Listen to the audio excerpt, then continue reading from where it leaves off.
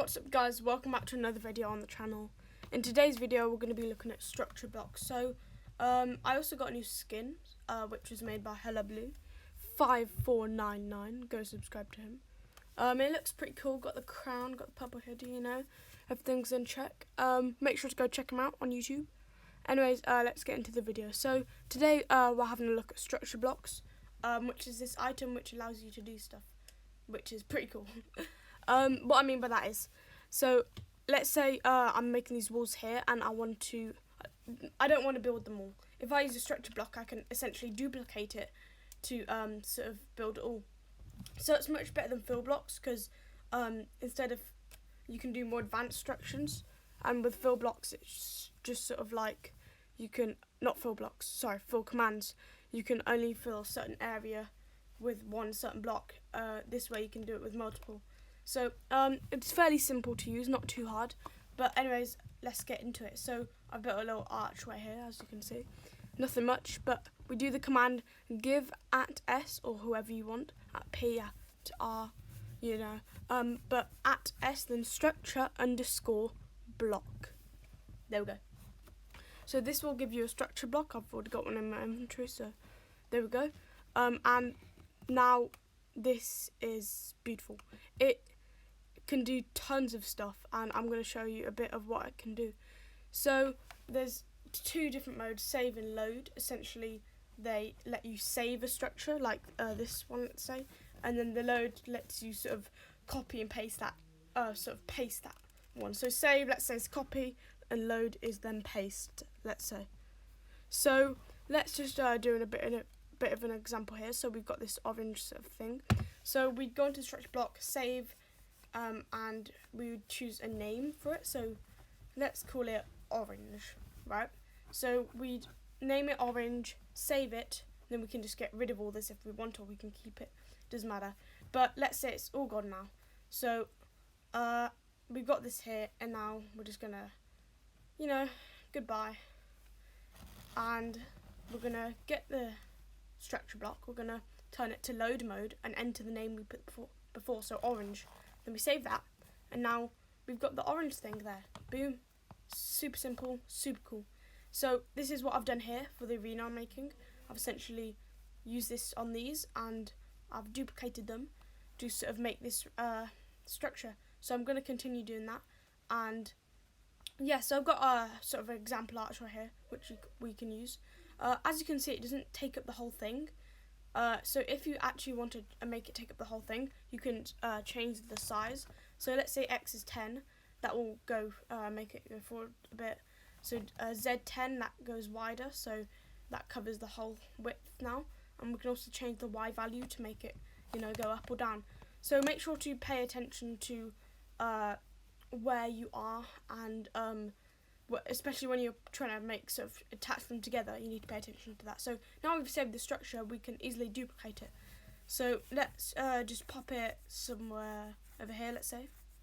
So sometimes you can just sort of count away, so like figure out how many blocks away you want to do it to get it right.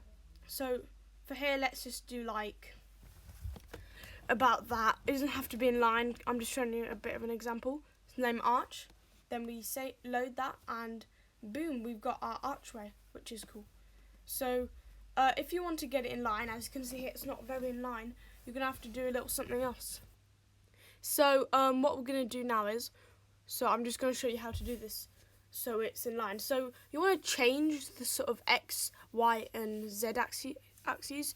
So this helps because then you can shorten it down to the actual thing you want. So if I put Y to 4, I can have it 4 blocks tall. Z, I can do how many other blocks. Let's say I want it about 4, I can do that. 5, I can do that.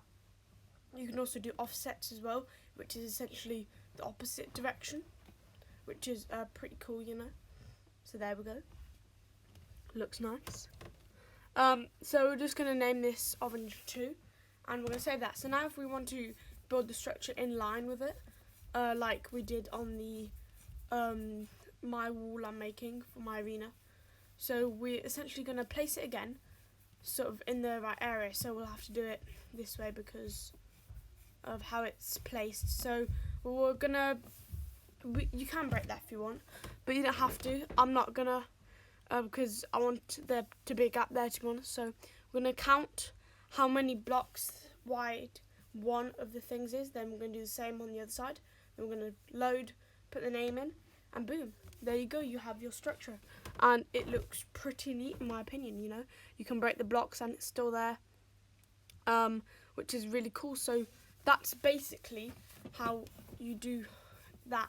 So what's another cool feature is, I believe you can actually do it with mobs as well. So let's say I had a villager there, then I could, you know, use the villager. So with include entities, so you can toggle that on and off. So let's build a little area for my villager, which I want. So let's say I was making a trading call in creative, and I wanted some villagers here, you know, but I didn't want to like make all the different chambers or rooms. Then I could easily use this to sort of duplicate it. So here's our little room for our villager. Let's just grab an egg, and we'll spawn. I forgot how to say that word, but we're gonna spawn on him. That word him in, and we're gonna place our structure block where, so that it covers the entire thing. We can always use the offsets and size, Y, Z, and X settings to change it. But yeah, so you want to have include entities on, and you can also have remove blocks, which essentially doesn't have the blocks in, just the entity. So that's really useful. I'll show you that in a second. But now so we copied him, gone to load, type in the name, which is going to be villager, and load that, and boom, we got this dude. Exact same trade, exact same villager. And I'm just going to break this real quick because I want to show you something else. You don't have to have the blocks in the build as well. You can simply use it to spawn in just one villager. So let's say you got a mending villager in your trading call, and you just want to sort of duplicate him without having to lay tons of spawn eggs. Well, if you use this structure block, let's just name him Vil. You want to save that. You want to turn remove blocks on. Then if we paste it over here, so load, then name Vil, and then load, and it just brings the villager with the exact same trades, which is really cool. So you don't need to just do spawn eggs and try to get the exact same trade villager. Anyways, that's pretty much it from today's video. I did hope you guys enjoyed this little tutorial video. If you want to see more, make sure to hit that like button, comment down below, and that's pretty much all for me today. So I will be seeing you guys later. Bye.